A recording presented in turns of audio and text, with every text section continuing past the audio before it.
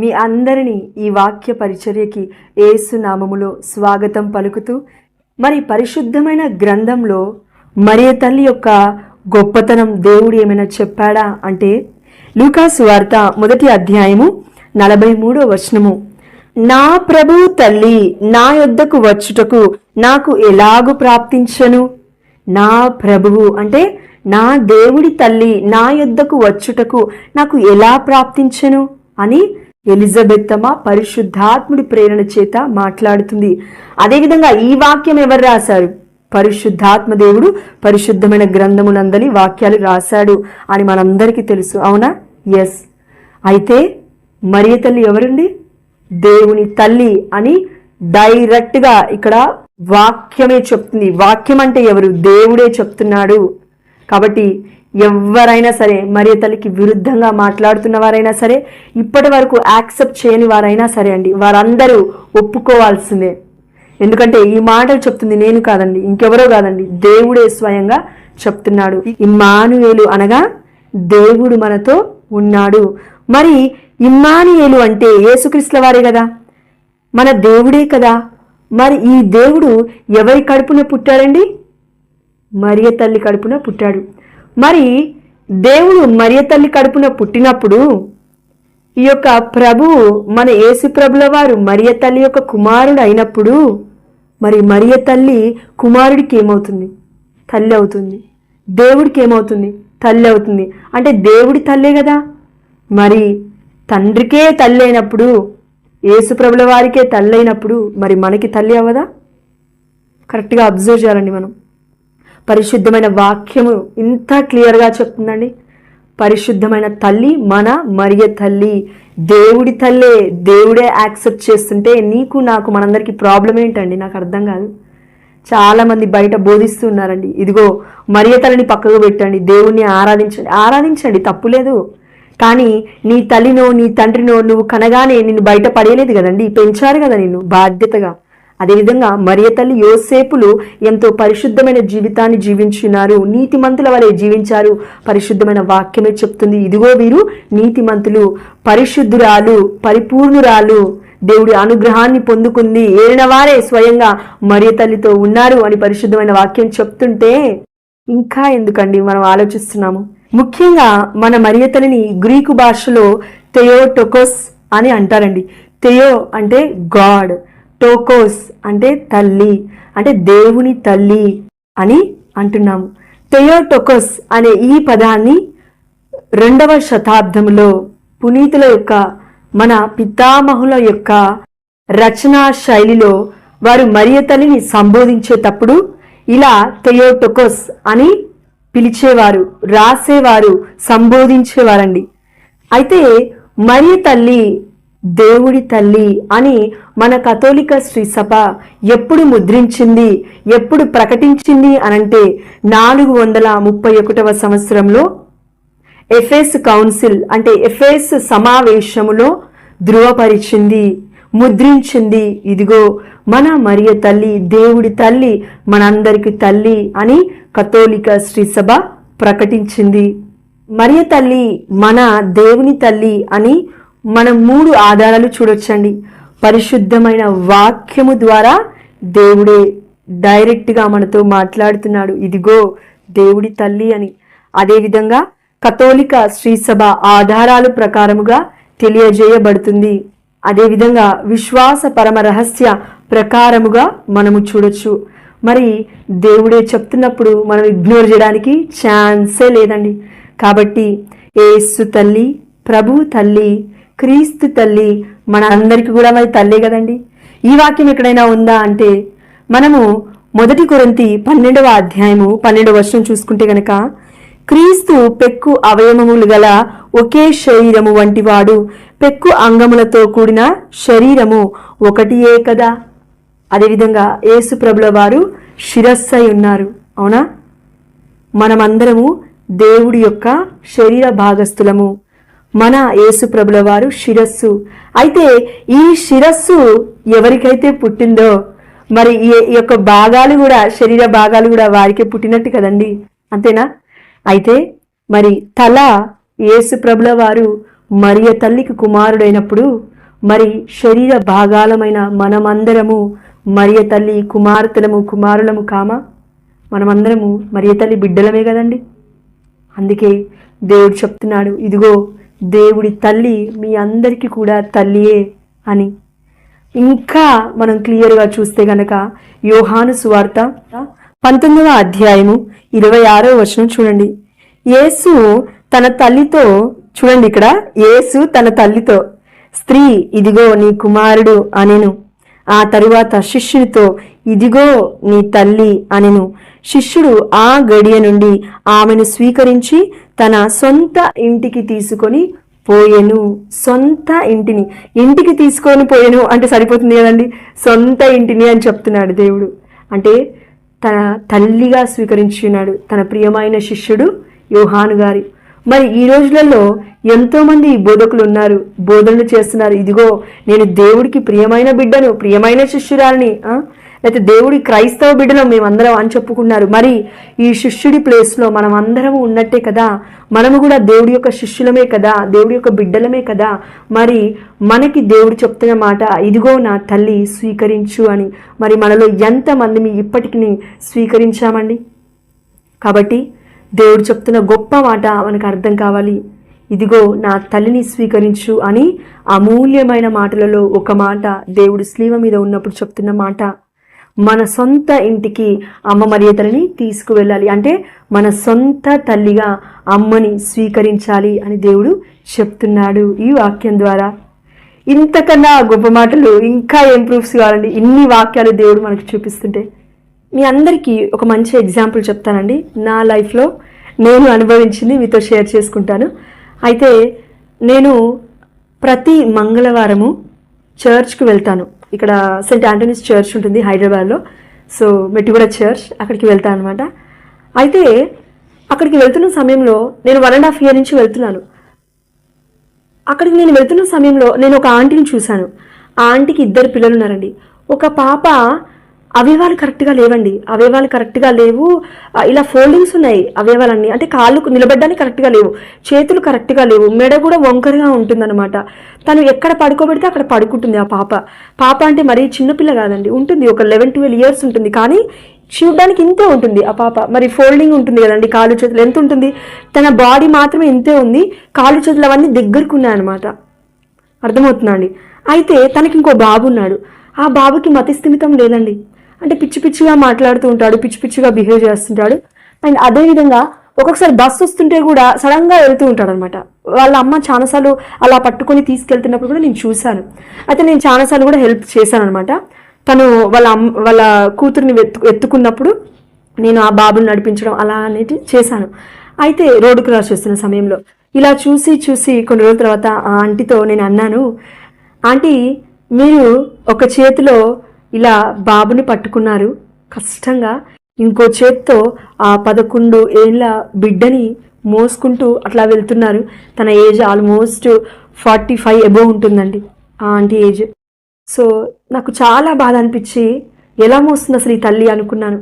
మళ్ళీ అంటే ప్రతి మంగళవారం అండి తను చర్చికి వస్తుంది, మళ్ళీ ప్రతి సండే కూడా చర్చికి వెళ్తుందంట. నేను తనతో మాట్లాడాను. దాని తర్వాత తను అడిగాను నేను ఒక మాట, ఏంటంటే ఆంటీ మీరు ఇలా మోస్తున్నారు కదా, రోజు తీసుకొస్తుంటారు కదా చర్చ్కి, మళ్ళీ సండే కూడా చర్చ్కి వెళ్తున్నా అంటున్నారు కదా, మరి మీకు బాధ అనిపిదా అండి అంటే, మరి భారంగా అనిపించట్లేదా ఆంటీ అంటే, తను ఏమందంటే, నాకెందుకమ్మా భారము, నేను కన్నాను నా బిడ్డల్ని, నా బాధ్యత వారిని చూసుకోవడం, నాకు చాలా ఇష్టం తల్లి నా పిల్లలంటే అని అందండి. నేనైతే మీరు ఏమన్నా అనుకోండి కానీ నాకు సడన్గా ఏడుపు వచ్చేసిందండి. సడన్గా ఏడుపు వచ్చేసి నాకు, అంటే మా అమ్మ గుర్తుంటుంది బట్ మా అమ్మ కూడా గుర్తొచ్చేసింది నాకు. అంటే తల్లి ప్రేమ చూడండి ఎంత గొప్పదో. అంత అంగవైకల్యం ఉన్నా, అంత ఘోరమైన పరిస్థితిలో ఉన్నా, తను సంపాదిస్తుందో లేదో తెలీదు, తనకి కరెక్ట్ భర్తున్నాడో లేదో తెలీదు, బట్ వాళ్ళని చూస్తుంటే అంత రిచ్గా కూడా లేదండి, చాలా పోర్గా కనబడుతున్నారు.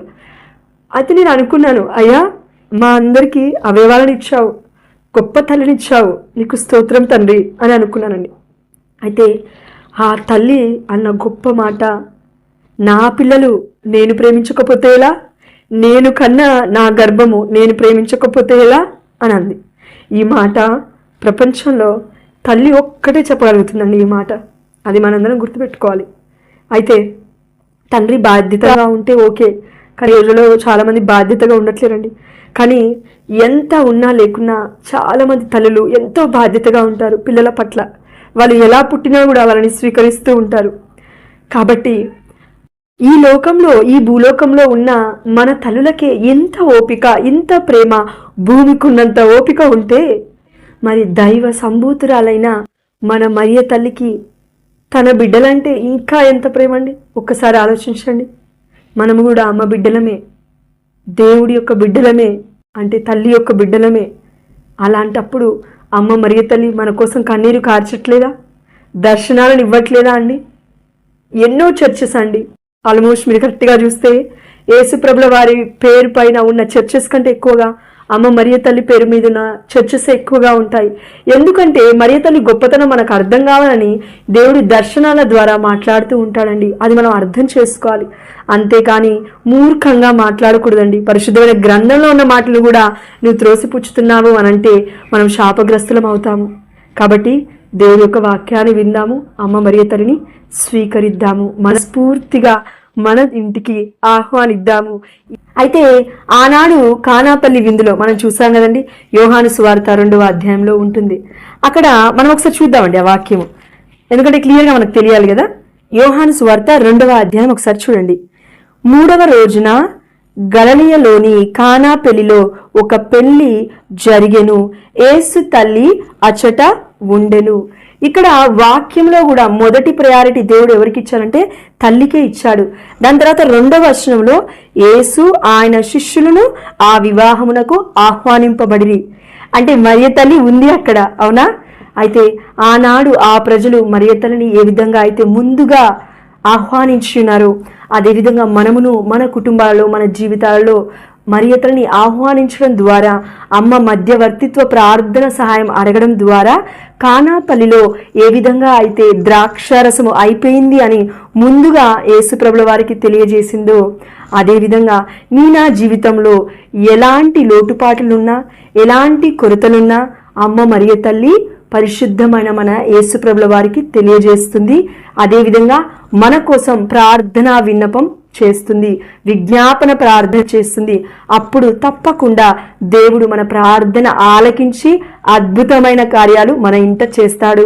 ఎందుకంటే అమ్మ మరియ తల్లి చెప్పగానే నా గడియను ఇంకనూ రాలేదు అని చెప్పిన యేసుక్రీస్తుల వారు వెళ్ళి అద్భుతాన్ని చేశాడా లేదా? నీటిని ద్రాక్షారసము వలె, మేలైన ద్రాక్షారసము వలె మార్చాడా లేదా? అదేవిధంగా తప్పకుండా మన కన్నీటిని నాట్యముగా మార్చడానికి అమ్మ ప్రార్థిస్తుంది. అదేవిధంగా మన ఇంటిలో ఉన్న, మన కుటుంబంలో ఉన్న కొరతలను, సమస్యలను ఒక సాక్ష్యంగా మార్చడానికి అమ్మ మధ్యవర్తిగా, సాక్షిగా మన కోసం ప్రార్థిస్తుంది. కాబట్టి మనము మన మరియ తల్లిని స్వీకరించాలి, అంగీకరించాలి, మన ఇంటిలోకి ఆహ్వానించాలి. మన మరియ తల్లి మనందరికీ తల్లి. అదేవిధంగా తన గొప్పతనం ఏంటంటే దేవుడిని ఆశ్రయిస్తూ ఉండేది. కాబట్టి దేవుడు ఒక మంచి గొప్ప ప్రాముఖ్యమైన పేరుని అమ్మకిచ్చాడు. అదేంటంటే ధన్యురాలు అని, అవునా? అయితే ఈ మాట మనం చూస్తే గనక ఇదే లూకా సువార్త 1వ అధ్యాయము 48వ వచనము. ఏలైనా ఆయన తన దాసురాలి దీనావస్థను కటాక్షించను, ఇక నుండి తరతరముల వారు నన్ను ధన్యురాలని పిలిచెదరు. ఆమేన్. గొప్ప మాట అండి. తరతరముల వారు అమ్మని ధన్యురాలని పిలిచెదరు అని చెప్తుంది ఎవరండి? పరిశుద్ధాత్ముడి యొక్క వాక్యము చెప్తుంది. అమ్మ మరియ తల్లి కూడా పరిశుద్ధాత్ముడి చేత ప్రభావితము చేయబడి ఈ స్తోత్ర గీతము అనేది పాడింది. ఆనాడు మోషే ఇజ్రాయేల్ ప్రజల్ని బయటికి తీసుకువచ్చినప్పుడు ఐగుప్తు ప్రవాసము నుండి మరి స్తోత్ర గీతం పాడాడా? ఎస్. మరి ఈనాడు అమ్మ మరియ తల్లి తన బిడ్డలందరినీ బానిసత్వం నుంచి బయటికి తీసుకొస్తుంది. ఎలా? రక్షకుణ్ణి ఇచ్చి. అదేవిధంగా మనమందరము అమ్మ మరియ తల్లి ధన్యురాలి అని ఒప్పుకోవాల్సిందే. ఎందుకన్నానంటే ఈ మాట ఇదే లూకా సువార్త 11వ అధ్యాయము 27వ వచనం ఒకసారి చూడండి. ఆయన ఇట్లు పలికినప్పుడు జనసమూహములో ఒక స్త్రీ నిన్ను మోసిన గర్భమును నీకు పాలిచ్చిన స్తనములు ధన్యమైనవి అని ఎలుగెత్తి పలికెను. ఆమేన్. చూసారండి, అంత జనసమూహములో ఆమె ఎలుగెత్తి పలుకుతుంది, ఇదిగో నిన్ను కన్న గర్భము, నీకు పాలిచ్చిన స్తనములు ఎంత ధన్యమైనవి. అంటే ఈ మాట మనకి కరెక్ట్గా అర్థం చేసుకుంటే అండి, అమ్మ శరీరము కూడా పరిశుద్ధత కలిగి ఉంది. కాబట్టే దేవుడు తనకి నివాస స్థలముగా 1000 సంవత్సరాల ముందు నుండే ఏర్పాటు చేసుకున్నాడు. అంతెందుకండి, ఒక ఎగ్జాంపుల్ చెప్తాను నేను. ఫర్ ఎగ్జాంపుల్, మనం ఉన్నాము మనుషులము, మనకి ఒకరోజు ప్రార్థించకపోతే పరిశుద్ధాత్మ సహాయం చెయ్యదు. నువ్వు పవిత్రతగా జీవించకపోతే నీకు పరిశుద్ధాత్మ సహాయం చెయ్యదు. ఒకరోజు నువ్వు ప్రేమగా దేవుని అర్థించకపోతే నీకు పరిశుద్ధాత్ముడి యొక్క కృపని ఇవ్వడు. అలాంటిది మరి మరియ తల్లిని పరిశుద్ధాత్ముడినే గర్భములో మోసింది, పరిశుద్ధమైన కుమారుణ్ణే గర్భంలో మోసింది. మరి అలాంటప్పుడు అమ్మ మరియ తల్లికి ఉన్న పరిశుద్ధత అసలు మాట్లాడుకోవడానికి కూడా మనకి అర్హత లేదు అని పరిశుద్ధాత్మ దేవుడు ఈ సమయంలో చెప్తున్నాడు. కాబట్టి ఆత్మ పూరితులు కండి, మీ జ్ఞానముతో కాదు, దేవుడిచ్చిన పరిశుద్ధమైన జ్ఞానముతో, గాడ్లీ విజ్డమ్తో మనం ఆలోచించగలగాలి అని దేవుడు చెప్తున్నాడు. మా మరియ తల్లి, మా ఆధ్యాత్మికమైన తల్లి, మా అందరి కుటుంబాలని కనిపెట్టుకుంటూ, మా అందరి కుటుంబాలలో ఉన్న లోటుపాట్లను సరిచేస్తూ, జపమాల ద్వారా మా అందరి గురించి రోజు మీరు ధ్యానిస్తూ, విజ్ఞాపన కర్తవలే మా అందరి కోసం దేవుడి దగ్గర మా ఈ ప్రార్థనను ధూపం వలె చేరవేస్తున్న మా తల్లి, నీకు స్తోత్రమమ్మా. మా అందరికీ కూడా మీరు తల్లి వలె ఉన్నందులకు దేవుడికి మేము ఎంతో రుణపడి ఉంటూ, అదేవిధంగా ఆనాడు కానాపల్లిలో మీరు చెప్పిన విధంగా నీ కుమారుడు అద్భుతాన్ని చేసినాడు తల్లి. అదేవిధంగా మా అందరి కుటుంబాలలో ఏ ఒక్క కోరిక అయితే, ఏ ఒక్క కొరత అయితే ఉందో అమ్మ, ఆ కొరతని కంప్లీట్గా దేవుడు అద్భుతమైన రీతిలో మార్చమని, మా అందరి కోసం దేవుని అర్థించమని నిన్ను బ్రతిమాలు కొంచున్నామమ్మా. అదేవిధంగా మా అందరి కుటుంబంలో శాంతి, సమాధానము, ఆయురారోగ్యము, ఆనందము, సుఖశాంతులతో మేము వర్ధిల్లే విధంగా ఈ న్యూ ఇయర్ అంతా మీరు మాకు తల్లి వలె ఉండి తండ్రిని అర్థించమని, మా అందరినీ నీ యొక్క బిడ్డల వలె ఆదరిస్తూ మాకు మీ ప్రేమను కూడా దయచేయమని చూస్తున్న నీ బిడ్డలందరినీ కూడా మీ పరిశుద్ధమైన పాసంలో పెడుచు తండ్రి. మరి ఈ ప్రార్థనలన్నీ అమ్మ మరియ తల్లి మధ్యస్థ ప్రార్థన ద్వారా యేసుక్రీస్తు పేరిట పరలోక తండ్రికి సమర్పిస్తున్నాము తండ్రి. ఆమేన్.